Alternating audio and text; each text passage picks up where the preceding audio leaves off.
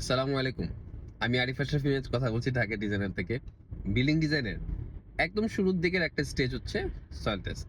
Soil টেস্টের কথা আমরা যখন বলি আমাদের ক্লায়েন্টদেরকে, তখন ১ম এই যে প্রশ্নটা আমাদেরকে করা হয়, আশা করি সবাই ফেস করেছেন, সেটা হচ্ছে যে বা নিজেদের ভেতরে প্রশ্নটা আসে যে সয়েল টেস্ট করার সময় আমরা যে বোরিং করি, গর্তগুলোকে বোরিং বলে, এগুলো কয়টা করব আর কতটুকু ভেতরে যাব?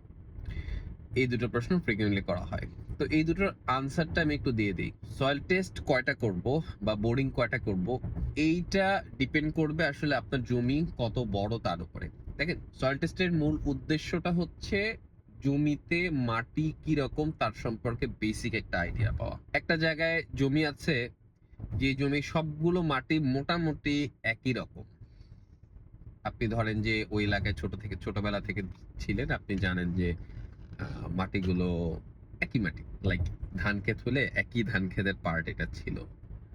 আবার আপনি নিজেই জানেন যে যে জমিটা আপনার, এই জমির এই পার্ট একটা সময় ডোবার মতো ছিল, একটা সময় পুকুর ছিল, আর এই দিকটা উঁচু ছিল, শক্ত ছিল। আপনি একেবারে ছোটবেলা থেকে থাকার কারণে হয়তো বা এটা জানেন, বাট আমরা তো আসলে ছোটবেলা থেকে ছিলাম না, সো আমরা এটা জানি না। এই না জানাটাকে এবং প্রপার্টিটা কেমন ছিল, এই জিনিস দুটো জানার জন্যই আসলে সয়েল টেস্টটা করা হয়। তবে একটা লোয়ার লিমিট আছে। ধরেন যে আপনার জমি ২ কাঠা বা ১ কাঠা, এখন কয়টা করবেন? অনেকেই বলেন যে ২ টা করব কিনা। ২ টার আসলে এভারেজ হয় না। যেকোনো জিনিসের এভারেজ করতে হলে আসলে ৩ টা ডাটা লাগে। তো এই কারণে সর্বনিম্ন আপনি বোরিং করবেন ৩ টা।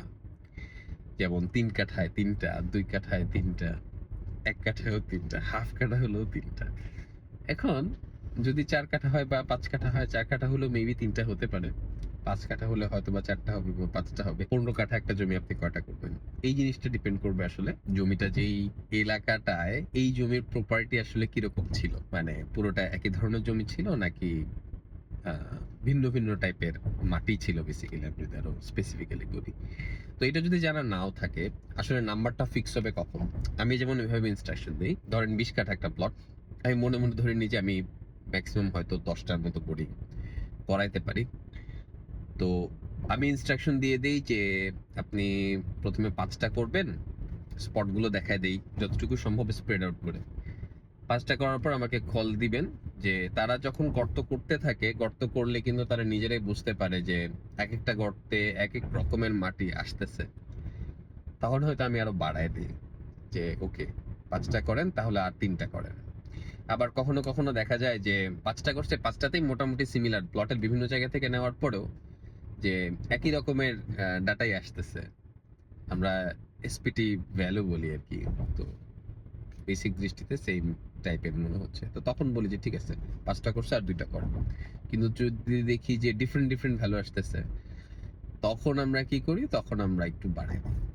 যাতে করে মোটামুটি একটা এভারেজ পাওয়া যায় বা আরো ভালো মতন আইডিয়া পাওয়া যায় যে কোন দিকের মাটিটা কিরকম। এটা হচ্ছে ১ম পার্ট। ১ম পার্টের অ্যান্সার হচ্ছে যে কয়টা করব? মিনিমাম ৩ টা।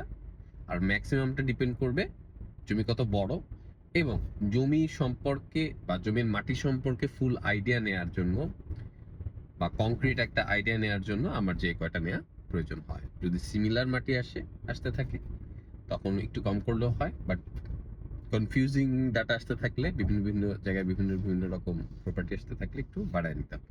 সেকেন্ড হচ্ছে কতটুকু ডিপে যাব। এই আনসারটা আসলে খুবই সিম্পল। আমার উদ্দেশ্য শক্ত মাটিটা খুঁজে বের করা। তো আমি যতক্ষণ পর্যন্ত শক্ত মাটি না পাবো ততক্ষণ পর্যন্ত যেতে থাকবো। সিভিল ইঞ্জিনিয়ার যিনি এখানে দায়িত্বপ্রাপ্ত থাকবেন এই পার্টটায়, তিনি বলে দিবেন বা পার্সোনালি জানিয়ে দিবেন যে এত এসপিটি ভ্যালু পর্যন্ত তুমি যাবা। যদি কথার কথা যায় 20 এসপিটি ভ্যালু পর্যন্ত তুমি যাবা। এটা আসলে এটা আবার ডিপেন্ড করবে যে জমিটা কতটুকু, বিল্ডিংটা কত বড়। দোতলা বিল্ডিং এর জন্য সে একভাবে বলবে, আবার একটা ২০ তলা বিল্ডিং এর জন্য সে আর একভাবে বলবে। তো উনি জানিয়ে দিবেন যে কথার কথা ২০ বা ২৫ এসপিটি ভ্যালু পর্যন্ত বা এর অ্যাবাভ তুমি যদি পরপর ৩ বার পাও বা ৫ বার পাও, তাহলে ওখানে স্টপ হয়ে যাবা। তো এই ইনস্ট্রাকশনটা ইঞ্জিনিয়ারের কাছ থেকে আসবে, ডেফিনেটলি আর্কিটেক্টের কাছ থেকে না। যদিও হাতুড়ি স্টাইলে এটা করা পসিবল, কিন্তু এটা তার কাছ থেকে আসবে। সো কতটুকু যাব, এটার অ্যান্সার হচ্ছে শক্ত মাটি পর্যন্ত। এবং শক্ত মাটির সংজ্ঞাটা কি, সেটা ইঞ্জিনিয়ার সেট করে দিবে যে এইরকম স্ট্রেংথ, সেটা অনসাইটে ডিসিশন হবে। তো এই ছিল আমাদের বেসিক দুটো প্রশ্নের উত্তর। তো সামনে আরো কোনো প্রশ্ন থাকলে সেগুলো আমাদেরকে করবেন, সেগুলোর অ্যান্সার নিয়ে আমরা দেওয়ার চেষ্টা করবো।